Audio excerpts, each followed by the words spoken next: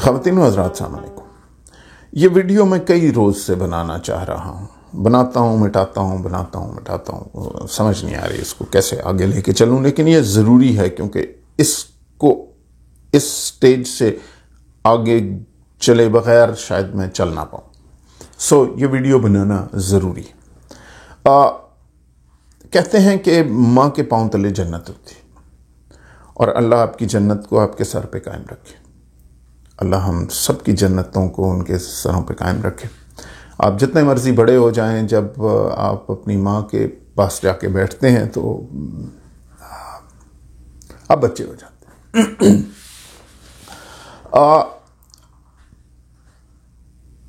پچھلے دنوں میری والدہ صاحبہ اللہ کو پیاری ہو گئی. میں سوچتا یہ تھا کہ جب یہ واقعہ ہوگا تو شاید میرے بے ساختہ آنسو بہت بہیں گے. ایسا نہیں ہوا، میرے آنسو نہیں بہے. مجھے نئی سوچ آئی، مجھے نئی سینس آف ذمہ داری محسوس ہوئی.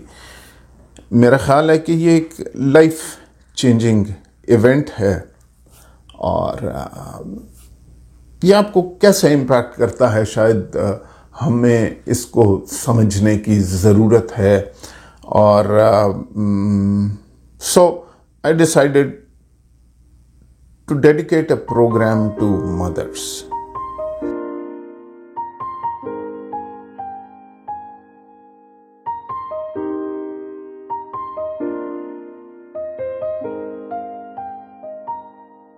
اس پروگرام میں کوئی کمرشل نہیں ہوگا کیونکہ جب ماں کی بات کر رہے ہوں تو کامرس کیسا. تو سب سے پہلے تو میں آپ میں سے بہت سے لوگوں کا شکریہ ادا کرنا چاہتا ہوں جنہوں نے اس موقع پہ ریچڈ آؤٹ ٹو می.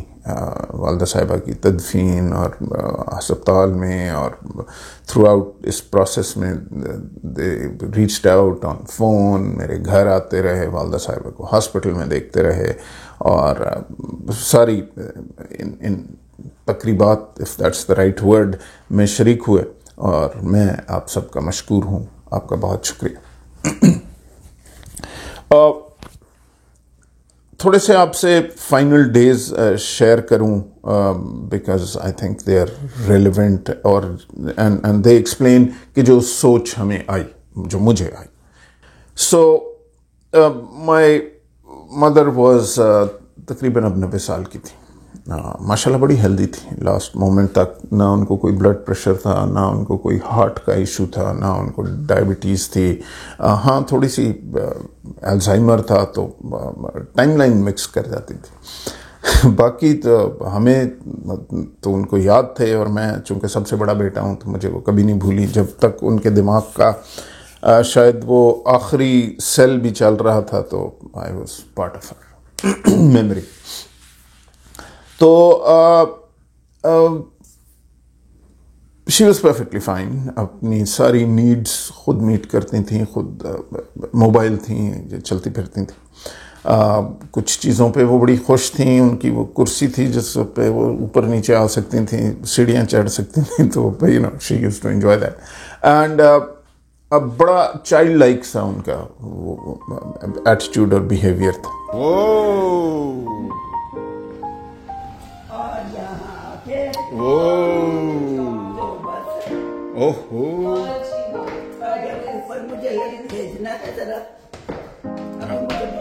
ہاں ابھی آپ اوپر جا کے دکھائیں. ہاں ابھی آپ اوپر جا کے دکھائیں ذرا. ہاں گیئر لاؤ، گیئر.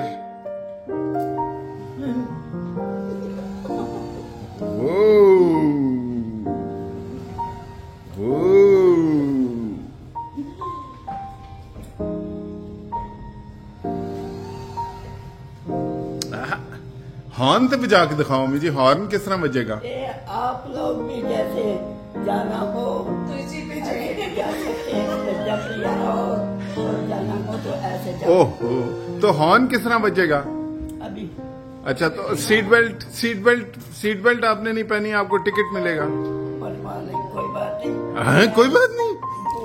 اب چونکہ وہ بھول جاتی تھیں اور ٹائم لائن مکس کر جاتی تھیں, ان کو پچھلے سال کیا ہوا تھا اور آج کل کیا ہوا تھا یہ شاید ان کا مکس ہو جاتا تھا. تو اور میٹھا کھانے کی شوقین تھیں, تو ہم نے یہ سوچا آج سے 1 سال پہلے کہ پتہ نہیں ان کی اب کتنی برتھ ڈیز رہ گئی ہیں. تو ان کی برتھ ڈے پہ جب میں اور میرا چھوٹا بھائی گئے, وہ ہمارے سب سے چھوٹے بھائی کے گھر پہ رہتی تھیں, تو میں اور میرا درمیان والا بھائی ہم ویکینڈز پہ چلے جایا کرتے تھے والدہ سے ملنے. تو ہم ان کی برتھ ڈے پہ کیک لے کے گئے, چونکہ میٹھا کھانے کا ان کو شوق تھا. تو انہوں نے وہ کیک کھایا تو بڑی خوش ہوئی کہ وہ آج میرا برتھ ڈے ہے. ہم باہر نکل کے ہم نے یہ سوچا کہ یار ان کو کون سا یاد رہتا ہے کہ پچھلا برتھ ڈے کب تھا. تو اگر ہم ہر سیٹرڈے کو کیک لے آیا کریں اور کہا کریں کہ آپ کی برتھ ڈے ہے, تو کیا یہ خوش ہوں گی, ایکسائٹیڈ ہوں گی. تو ہم نے یہی کرنا شروع کیا. تو ہم ہر ویکینڈ پہ والدہ کے لیے ایک کیک لے کے دونوں بھائی پہنچ جاتے تھے اور کہ جی آپ کی برتھ ڈے ہے. وہ ہر دفعہ اتنا ہی ایکسائٹیڈ ہوتی تھیں, اتنا ہی انجوائے کرتی تھیں, کہتی تھیں اچھا میری برتھ ڈے ہے. اور پھر میں بھی ہو سکتا ہے وہ ہمارے ساتھ کھیل رہی ہوں, مجھے نہیں پتا, لیکن وہ اتنا ہی ایکسائٹیڈ ہوتی تھیں. اور اسی طرح ہر دفعہ ہم ان کا برتھ ڈے سیلیبریٹ کرتے تھے. Happy birthday to you. Happy birthday, dear Ammi. Happy birthday to you. May you have many more. May you have many more. May you have many more, dear Ammi. Happy birthday to you. چلو جی cake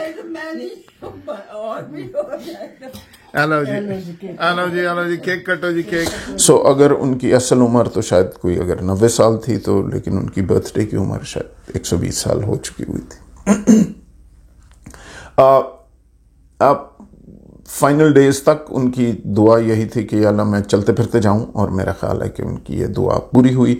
and ایک دن اچانک میرے سب سے چھوٹے بھائی نے مجھے بتایا کہ جی وہ پچھلے 1-2 روز سے کھا نہیں رہیں اور ان کا فیور بہت ہائی ہے. تو ہمیں پتہ یہ چلا کہ جی شی واز کوئی ان کو فلو ٹائپ چیز شروع ہوئی تھی, جو کہ گھر میں ہوتی ہے اور اس عمر میں شاید بہانہ ہی بننا ہوتا ہے. اینڈ وہ اس کی وجہ سے وہ کچھ عجیب سی لاغر سی ہو رہی تھیں اور بستر سے نہیں اٹھ رہی تھیں اور کھاوا نہیں رہی تھیں, بات نہیں کر رہی تھیں. تو ہم گئے. الزائمر کی وجہ سے امیجیٹلی ہم نے ان کو ہاسپٹل بھی موو نہیں کیا, اسی دن تو نہیں کیا. وہ اس لیے کیونکہ جو ہم نے یہ ایکسپیرئنس کیا تھا کہ اگر آپ ان کو ان کی فیملیئر سرکمسٹانسز سے, اپنے فیملیئر کمرے سے, اپنی فیملی سے تھوڑا سا دور کرتے تو وہ ڈسٹرب ہو جاتے تھے. تو ہم نے کہا کہ جی ایک دن ان کو جو ٹریڈیشنل دوائیاں ہوتی ہیں فلو کی ختم ہو جائے گا شاید سائیکل, تو اس میں انہیں رکھتے ہیں. لیکن جب اگلے روز تک ان کا وہ نہ گر رہا تھا ٹیمپریچر, تو پھر ہم نے وہ یہاں پہ 911 کو کال کرتے ہیں اور وہ ambulance I. I was very impressed. I think میں بڑا گریٹفل ہوں کینیڈا کو, کیا نظام اس ملک میں ہے اور جو اس ملک کے سسٹمز ہیں, اور جس طرح وہ ایمرجنسی سروسز ان کی آتی ہیں, اور جس طرح وہ انہوں نے میری والدہ کو وہاں سے اٹھایا موقع پہ, جس طرح وہ ہر ٹیسٹ کر لیتے ہیں اور فیسلٹیز, اور ان کو ہاسپٹل لے گئے. وہ انہوں نے انفارچونیٹلی ریکور نہیں کیا اور ان کی طبیعت بتدریج خراب ہوتی گئی. وہ نمونیا میں ڈیولپ ہو گیا ان کے لنگس. ہاسپٹل پہنچتے ہی دنیا کی ہر facility, C T scans etcetera, اور خوبصورت ہسپتال, اور تھوڑا سا آپ سے میں کو دکھاؤں گا وہ, اور سی ٹی اسکینز اور ہر چیز خود بخود ہو رہی ہے. اور کینیڈا میں ہاسپٹلس میں وہ فیملی کو ساتھ نہیں رہنے دیتے, وہ بس اس گاڑی میں لے جاتے ہیں, آپ آ کے جب چاہیں وزٹ کر سکتے ہیں اپنے لوڈ ونس کو, اپنی فیملی کو. اور ظاہر آپ زیادہ شور نہیں مچائیں گے, لیکن ہسپتال میں کسی فیملی والے کو رہنے کی ضرورت نہیں ہے, کیونکہ کھانا پینا, تمام میڈیسن, تمام فیسلٹی جو چاہیے وہ ہسپتال خود ارینج کرتا ہے, اور آپ کا ایک پیسہ بھی نہیں جاتا. سو دی انٹائر میڈیکل سسٹم آپ یہ بھی آپ کو بتاتا چلوں کہ بہت خوبصورت کمرے، 1 patient to a room، اور بڑا اچھے بیڈز، بہت اچھی دنیا کی ہر فیسلٹی، اور مطلب 5 star ہوٹل کے کمرے کی طرح کا کمرہ، اور نرسنگ ایک ایکسٹریم، اور جو ایکسٹریم کیئر ہم نے دیکھی، ہم نے ایکسپیرینس کی ہماری والدہ کو جو اویلیبل تھی. میرا خیال ہے کہ یہ اس گریونگ پروسیس کا ایک بہت بڑا حصہ ہے، اور فیملی کے لیے بڑی کمفرٹ ہے. اور میں مشکور ہوں کینیڈین ہیلتھ سسٹم کے لیے بھی، جس نے اس وقت وہ نرسز، ڈاکٹرز جنہوں نے اس پورے پروسیس میں پارٹیسپیٹ کیا. ایک چیز آپ کو اور بتاتا جاؤں کہ یہاں پہ آپ کی جو ایلڈرلی ہوتے ہیں ان کے 2 کانسیپٹس ہیں. ایک پاور آف اٹرنی ہوتی ہے، کسی ایک بچے کو دی ہوئی ہوتی ہے انہوں نے، اور یہ ایک لیگل پروسیس ہے، کیونکہ جب اب بوڑھا انکیپیسیٹیٹ ہو گیا ہے اور وہ اپنے فیصلے خود نہیں کر سکتے، تو ایک پرائمری کیئر گیور ہوتا ہے جس کے پاس نارملی پاور آف اٹرنی بھی ہوتی ہے.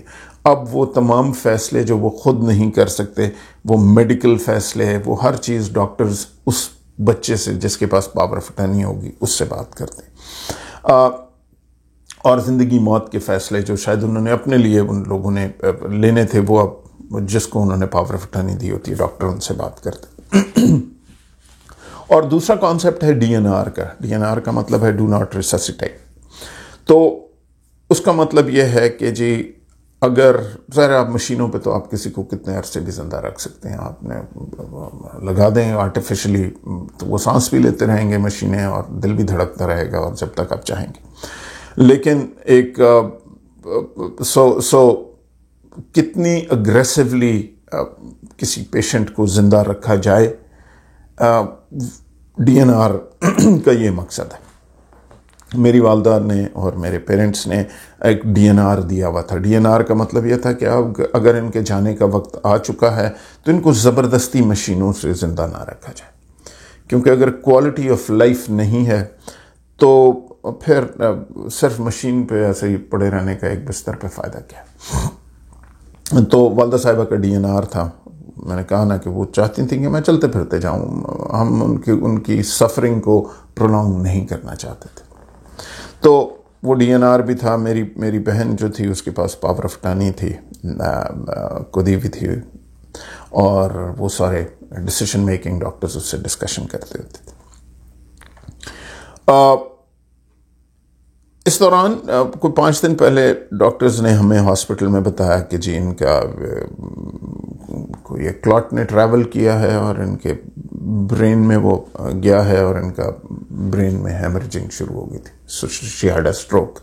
سو it was clear to us کہ جی یہ اب ڈاکٹرز نے ہمیں تقریباً 5 دن کا ٹائم دیا تھا. انہوں نے کہا جی ہمارا ایسٹیمیٹ ہے کہ یہ شاید 5 دن اور سروائیو کریں گی. ان کے لنگز بھرتے جا رہے تھے. تو یہاں پہ ایک چیز ہوتی ہے جسے کہتے ہیں پیلیٹیو کیئر. پیلیٹیو کیئر کا ایک ہاسپٹل کا سیکشن ہوتا ہے جہاں پہ وہ سب کو پتہ ہوتا ہے کہ یہ لوگ اب جا رہے ہیں، اور ہاسپٹل صرف یہ میک شور کرتا ہے کہ کمفرٹیبل رہیں. اس دوران میں چونکہ ہم سب یہیں پہ ہیں، بہن بھائی اور ان کے بچے، تو پوتے نواسیاں، and I saw a beautiful time for our family, for all our families. کہ جس طرح وہ میری ماں کا شاید کمرے پہ جس وقت آپ جائیں کوئی نہ کوئی بیٹھا ہوتا تھا، کوئی پوتے نواسیاں خود بخود کہیں سے آ رہے ہیں اور بیٹھے ہوئے ہیں، اور پوری فیملیز آئی ہوئی ہیں. And those youngsters how they were reacting to their nani and dadi. سو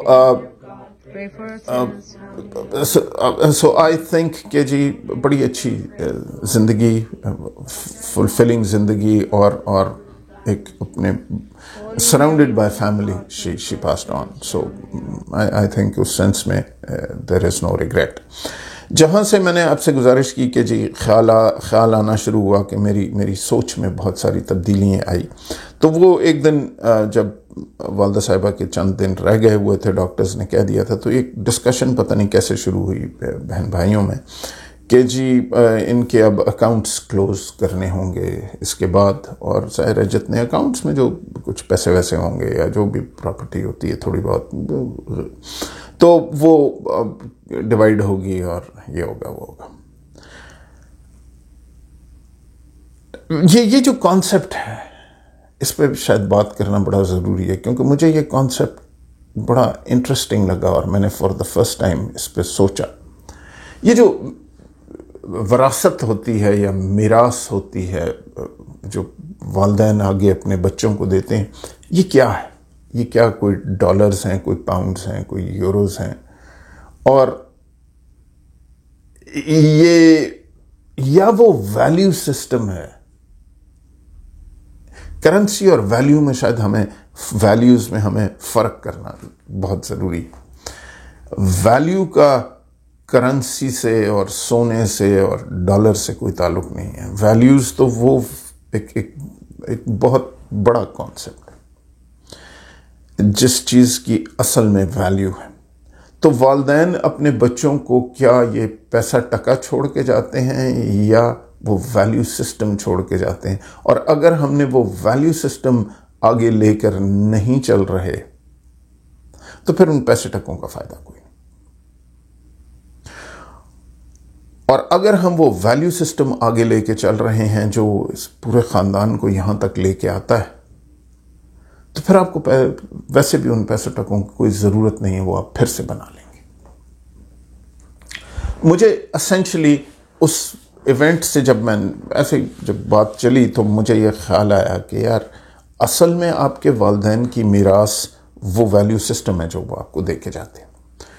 اور اگلے دن جب ظاہر بچے آتے رہتے تھے، کمرے میں پھول رکھتے رہتے تھے، ہر ایک نے کارڈز لکھ کے رکھے ہوئے تھے، تو میں چپ تھا، میں نے کوئی کارڈ نہیں لکھا تھا، کچھ نہیں کیا تھا. تو میری بیٹی میرے پاس آئی، ایک کارڈ لے کے آئی اور کہتی ہے بابا میں چاہتی ہوں کہ آپ ایک کارڈ لکھیں، آپ اپنے فیلنگز لکھیں. جب میں وہ کارڈ لکھنے لگا تو مجھے خیال آیا کہ یہ جو الفاظ میں لکھوں گا یہ مجھے کیسے لکھنے آئے. تو مجھے یاد آیا کہ میری ماں کا ہاتھ تھا جس نے میرا ہاتھ پکڑ کے مجھے یہ ایک ایک لفظ فارم کرنا سکھایا تھا. اور جب تک مجھ میں یہ کیپیسٹی ہے ٹو رائٹ، تو وہ میری ماں کا ہاتھ، یہ جو ویلیو آف رائٹنگ ہے، یہ جو کوالٹی ہے، یہ جو ابیلٹی ٹو رائٹ ہے، یہ میری ماں نے مجھے ٹرانسفر کی ہے، پچھلی جنریشن سے آگے آ رہی ہے میرے پاس. جو الفاظ کا چناؤ ہے، جو میرا طریقہ کار ہے سوچنے کا، اس میں میری ماں میرے ساتھ تھی. اس نے مجھے پہلے الفاظ سکھائے، ان کے مطلب سکھایا. تو اگر یہ سارا ویلیو سسٹم میرے ساتھ ہے، اس نے مجھے کیا زندگی میں سکھایا، اگر میں یہ سمجھ سکوں، اگر میں یہ یاد رکھ سکوں، اور اگر میں یہ لے کے آگے چل سکوں، تو پھر میری ماں تو ہمیشہ میرے پاس ہی ہے. کیونکہ میں جب تک لکھتا رہوں گا، میرا ہاتھ چلتا رہے گا، تو بیسیکلی اس کا ہاتھ چل رہا. میرے اندر وہ ڈی این اے موجود ہے. تو اگر یہ سارا ویلیو سسٹم ہم اپنے والدین کا لے کے آگے چل سکتے ہیں، تو ہمارے والدین ہمارے ساتھ ہی چل رہے ہیں. تو پھر ہمیں شاید گریو کرنے کی ضرورت نہیں ہے. پھر ہمیں لاس کس چیز کا ہے؟ پھر ہمیں غم کیا ہے؟ غم تو آپ کو تب ہوتا ہے نا جب آپ زندگی میں کوئی چیز کھو دیتے ہیں. اگر ایک چیز میرے اندر ہے تو میں نے تو کچھ کھویا ہی نہیں. پھر تو صرف زندگی کو سیلیبریٹ کرنے کی ضرورت ہے اور گریو کرنے کی ضرورت نہیں ہے. تو مجھے ایک عجیب سی سوچ آئی. میں نے کہا کہ یار میں اپنی ماں کا ویلیو سسٹم آگے لے کے چلوں گا. بہت سی دفعہ ہم نے سوچا نہیں ہوتا، کیونکہ اس طرح میری ماں ہمیشہ میرے ساتھ رہے گی. تو والدین کا ویلیو سسٹم سمجھنا بڑا ضروری ہے. I started thinking about it these days. جو آخری دن ان کے گزرے تو اور اس کے بعد سے میں نے کہا نا کہ this is a life changing event، اور میری لائف بھی چینج ہوئی. میں نے اپنی والدہ کے ویلیو سسٹم کو ایکٹیولی سوچنا شروع کیا، سمجھنا شروع کیا، اور اس کی کو اپنی زندگی میں جو اس کی اپلیکیشنز ہیں اس کو کانشیسلی ریئلائز کرنا شروع کیا، اور میں نے اب کیا کرنا ہے وہ سوچنا شروع کیا.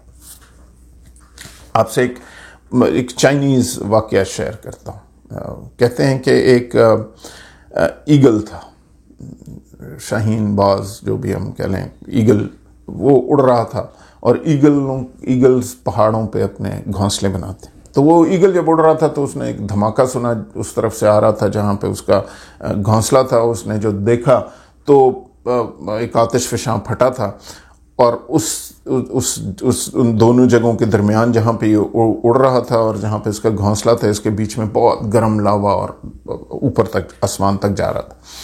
اور ایگل کو یہ سمجھ آئی کہ یار میرے بچے جو ہیں وہ جل کے مر جائیں گے، اور اس کے میرے خیال 2 بچے تھے یا 3 تھے یا کیا تھا. تو اس نے اڑتا ہوا، اور اس کو یہ پتا تھا ایگل کو کہ جس گرم لاوس پہ سے میں اڑتا ہوا جاؤں گا تو میں یہ ٹرپ بہت دفعہ نہیں لگا سکوں گا، مطلب میں زیادہ سے زیادہ ایک ٹرپ لگاؤں گا اور I'll be burnt out. تو اس نے خیر اڑ پڑا اپنے گھونسلے کی طرف. سوچ یہ رہا تھا کہ بچے اگر 3 ہیں تو میں نے اٹھانا کس کو ہے، کیونکہ میں ایک کو بچا پاؤں. تو وہ گیا اور اپنے گھونسلے پہ پہنچتے ہی اس نے بچوں سے پوچھا کہ جی پہلے سے کہ تم اس واقعے سے تم نے کیا سیکھا. اس نے کہا جی تو نے ہمارے لیے بڑا زبردست کام کیا ہے، تو اپنی جان خطرے میں ڈال کے آئی ہے اور تو نے ہمیں پکڑا ہے اور مجھے تو لے کے جائے گی. تو میں نے اس واقعے سے یہ سیکھا کہ میں بھی تیرے لیے یہی کروں گا. تو جب مر جائے گی میں تیرے لیے مزار بناؤں گا، میں تیرے لیے پتہ نہیں کیا کروں گا. نیکسٹ سے پوچھا تو نے اس واقعے سے کیا سیکھا. اس نے کہا کہ جی میں پتہ نہیں تیرے لیے کیا کیا کر دوں گا، اور میں تیری بڑی خدمت کروں گا، بڑا فلانا کروں گا. اس نے نیکسٹ سے پوچھا تجھے اس واقعے سے کیا سمجھ میں آئی. اس نے کہا کہ مجھے یہ سمجھ میں آیا کہ جب میرے کل کو بچے ہوں گے تو میں بھی یہی کروں گا جو تو نے میرے لیے کیا. اس نے کہا تو میرے لیے کیا کرے گا. اس نے کہا میں تیرے لیے کچھ نہیں کروں گا، میں تو اپنے بچوں کے لیے وہ کروں گا جو تو آج اپنے بچوں کے لیے کر رہی ہے. اس نے اس کو پکڑا اور اڑ کے چلی گئی، اس کو بچا لیا اس بچے کو. Okay now what does that mean. تو وہ چائنیز پروبب کہتا یہ ہے کہ جی یہ جو پیرنٹ ہوڈ، والدین کی جو قرض ہے یہ آپ فیوچر میں پے کرتے ہیں. یہ قرض آپ اس کو واپس نہیں کرتے جس کے آپ مقروض ہوتے ہیں، یہ قرض آپ اس کو واپس کرتے ہیں، اگلی جنریشن کو پاس آن کرتے ہیں. So we don't owe probably anything to our parents, we owe it to our next generation. And I think کہ وہ ویلیو سسٹم، وہ میراث، وہ ویلیو سسٹم ہے. اور یہ تو بہت لمبا ہو جائے گا شاید میں اپنی ماں کے بارے میں اور ہم دنیا کی پتہ نہیں کتنے گھنٹے بولتے رہے، لیکن let me try to close this down, what I learned from this event. میں نے جو والدہ کا ویلیو سسٹم سمجھنا شروع کیا تو ایک بہت امپورٹنٹ بات میری سمجھ میں آئی. میری والدہ کا ہمیشہ یہ کہنا تھا کہ اپنے آپ ایک کوالٹی، ایک ویلیو سسٹم جو انہوں نے آگے پاس آن کیا وہ امپورٹنس آف ایجوکیشن تھی. ان کا ہمیشہ سے یہ ماننا تھا کہ آپ جس سوسائٹی میں رہتے ہو اس کے لیے اگر آپ یوزفل نہیں ہو، آپ کے پاس وہ اسکل سیٹ نہیں ہے اس سوسائٹی کو کنٹریبیوٹ کرنے کا، تو پھر آپ یوزلیس ہوگے اور سوسائٹی آپ کو ویلیو نہیں کرے گی. تو you must contribute to the society, اور اس کے لیے بیسٹ طریقہ ایجوکیشن تھا. تو اس نے اپنے تمام بچوں میں وہ ایجوکیشن کا ہنگر ڈالا. مجھ میں وہ ایجوکیشن کا ہنگر تھا. میں جب کینیڈا موو ہوا تو اسٹرگل کر رہا تھا. میرا جو پرائمری اسکل سیٹ تھا وہ تو کسٹمز تھا اور گورنمنٹ میں کام کیا ہوا تھا، اور یہاں پہ جب میں نے اپلائی کیا گورنمنٹ کے سیکٹرز میں اور کسٹمز میں تو خیر اس پہ الگ سے بات کریں گے. تو مجھے کینیڈا میں یہ ریئلائزیشن ہوئی کہ جی مجھے formula for success is education. اب وہ کن فیلڈز میں جانا ہے وہ تو ظاہر ایک الگ ڈیسیشن میکنگ تھی، لیکن ایجوکیشن آپ کو آگے لے کے چلے گی. اگر میں نے اس ملک میں سکسیسفلی سیٹل ہونا ہے تو I will have to educate myself یہاں کی انوائرمنٹ کے حساب سے. So I went into education, پڑھا and I got tremendous success. اس پہ بھی الگ سے بات کریں گے. So that value system, the lesson learned, education, it's important, and get into education. Try to build that thing into your children too. دوسری چیز، سوسائٹی میں رہنے کا طریقہ، میرا خیال ہے یہ میں نے اپنی والدہ سے بہت سیکھا، اور یہ ان کی بہت بڑی کوالٹی تھی. جب میں بعد میں سوچا یہ ایونٹ کیسے میرے ذہن میں آیا، انہی فائنل ڈیز میں میرے ایک کسی نے سجیسٹ کیا، رشتہ دار نے، کہ جی آج شام کو ہم والدہ صاحبہ کی طرف آپ کے چلیں گے اور آپ سب بھی آئیے، کیونکہ ہم وہاں پہ جا کے زبور گائیں گے. آپ نے سنا ہوگا زبور کیا ہوتا ہے، سورہ تنزیل، زبور. تو کیونکہ میری والدہ صاحبہ کو زبور گانے کا شوق تھا، وہ اپنے کمرے میں گایا کرتی تھیں، اپنی دعا کرتے ہوئے زبور گاتی تھیں. تو جی ہم ان کے کمرے میں جائیں گے اور ہم زبور گائیں گے اور آپ سب بھی آئیے گا. تو سب نے اگری کیا. میں نے تھوڑا سا ان سے ڈس ایگری کیا. میں سوچا یقیناً میری والدہ صاحبہ کو زبور گانے کا بڑا شوق تھا، اور ظاہر اب وہ بستر مرگ پہ پڑی تھیں اور خود گا نہیں سکتی تھیں، تو شاید ان کے ارد گرد بہت سے لوگ اگر گا رہے ہوتے تو شاید واقعی ان کے لیے کمفرٹنگ ہوتا.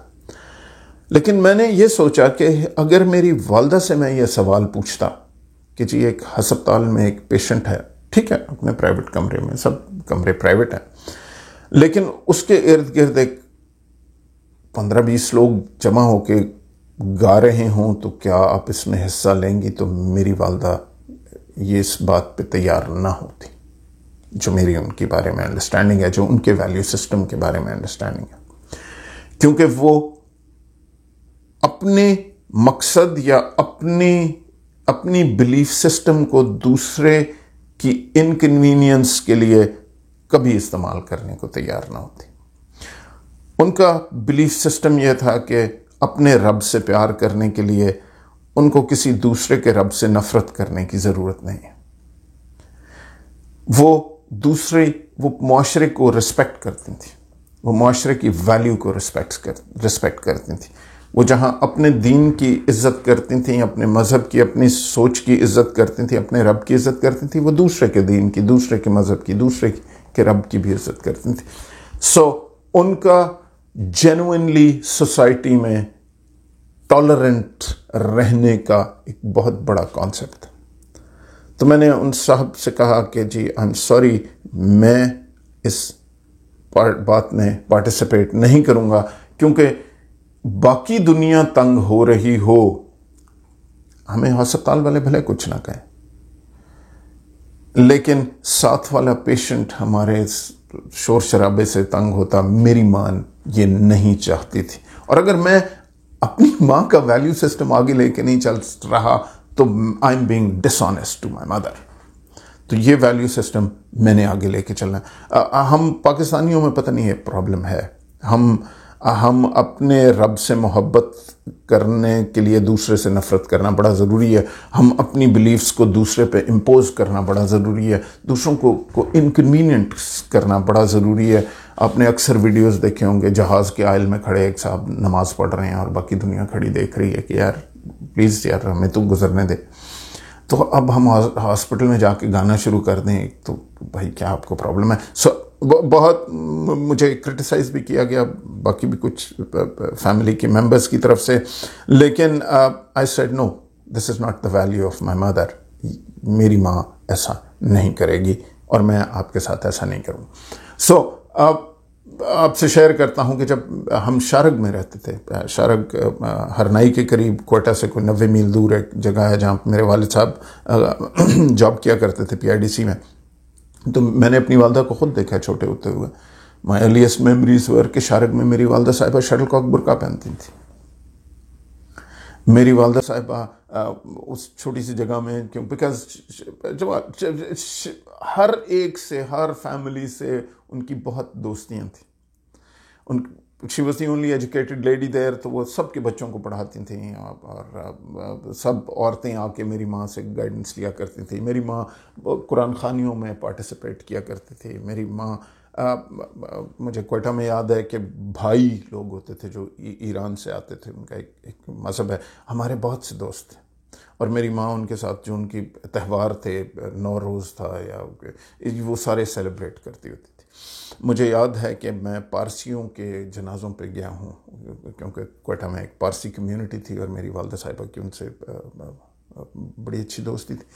شی respected, genuinely respected every culture, every religion, their ways, and she participated in them.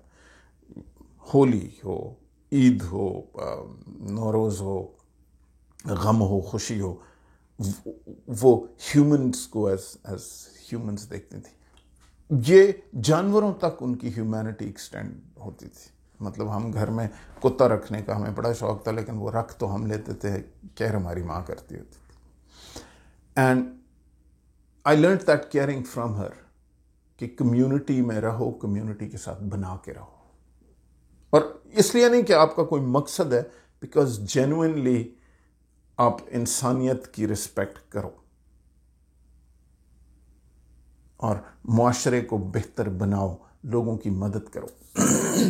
The other thing that I learned from her was لوگوں کی مدد کرنا. In whatever capacity she had. مجھے ان کی ڈیتھ کے بعد سے کئی لوگ ملے جنہوں نے آ کے مجھے کہا کہ جی ہم بڑے مشکور ہیں، آپ کو شاید نہیں پتہ ہوگا، اور مجھے پتہ بعد میں چلا لوگوں سے کہ میری والدہ نے بہت سے لوگوں کی ہیلپ کی، ہمیں بھی بتایا بغیر. اپنے چھوٹے سے جو بھی ان کے پاس مینز تھے، وہ کسی کے شاید اسکول کی کتابیں دیے جا رہی تھی، وہ کسی کی شاید اسکول کی فیس دیے جا رہی تھی، وہ کسی کی شاید یونیفارم دیے جا رہی تھی. جس کیپیسٹی میں بھی وہ کام کر سکتی تھی، اور بغیر کسی اس کے مطلب جو کہتے ہیں نا کہ جو آپ کا دایاں ہاتھ اگر ایک مخیر کام کر رہا ہے تو آپ کے بائیں ہاتھ کو پتہ نہیں ہونا چاہیے تھا، نہیں ہونا چاہیے، بیکاز آپ نے اپنا جو اجر ہے، اگر اجر کی ضرورت بھی ہے، کیونکہ یہ بھی چیز میں نے اپنی ماں سے سیکھی کہ اگر آپ کوئی چیز اجرت کے لیے کر رہے ہیں تو پھر آپ کیا کر رہے ہیں، تو وہ ہم تک کو پتہ نہیں تھی. سو بہت سا ویلیو سسٹم ہماری والدین ہمیں دیتے ہیں، اور سب سے زیادہ شاید والدہ ہمیں ویلیو سسٹم دیتی. وہ اخلاقیات، وہ معاشرے میں رہنا اور اس کو انرچ کرنا، یہ ہماری والدہ کی طرف سے یہ عورت کو، ماں کو یہ کریٹر نے ذمہ داری دی ہے. وہ پہلی گود جہاں سے بچہ سیکھتا ہے، وہ اس کی پہلی درسگاہ، وہ گود جو ہے اس کی پہلی درسگاہ ہے. وہ ویلیو سسٹم جو ماں ایک جنریشن سے دوسری جنریشن کو ٹرانسفر کرتی ہے، اگر ہم وہ ویلیو سسٹم آگے لے کے چلتے ہیں تو ہمیں اپنی والدہ کی رخصت پہ رونا ضروری نہیں ہے، کیونکہ وہ رخصت ہوئی نہیں، وہ آپ کے ساتھ ہے. اور اگر وہ ویلیو سسٹم آپ نے کھو دیا تو پھر یقیناً آپ کو رونا چاہیے. اس سے پہلے کہ میں اور ویڈیوز بناتا، میرے لیے یہ بہت ضروری تھا کہ میں یہ ویڈیو بناؤں. ہو سکتا ہے آپ کو بور کیا ہو. اللہ آپ کی والدہ یا ان کا سایہ آپ کے سروں پہ قائم رکھے. Take care of yourself. Day to you. Happy birthday to you. Happy birthday, dear Ammi. Happy birthday to you. دن صاف کر کے آؤ، برتھ ڈے ہے تہاڈی، برتھ ڈے صاف کر لوں. چھری لے کے آنا. To you. May you have many more. May you have